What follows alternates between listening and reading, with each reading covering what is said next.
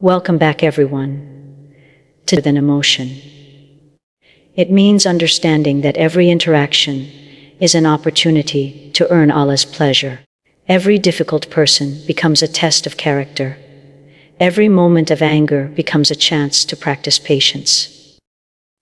Every opportunity to forgive becomes an investment in the hereafter. Instead of allowing temporary emotions to control permanent decisions, a believer allows faith to guide every action.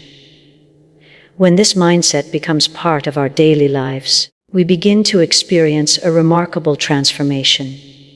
Our homes become more peaceful because we speak with kindness instead of anger. Our marriages become stronger because patience replaces pride. Our friendships deepen because forgiveness overcomes resentment. Our communities become more united because mercy becomes stronger than revenge. Most importantly, our hearts become calmer because they trust Allah in every situation. This is the true Muslim mindset of mastery, a mindset built upon faith, discipline, humility, patience, gratitude, and unwavering trust in Allah. It is a way of living that brings peace in this world, and by the mercy of Allah, everlasting success in the hereafter.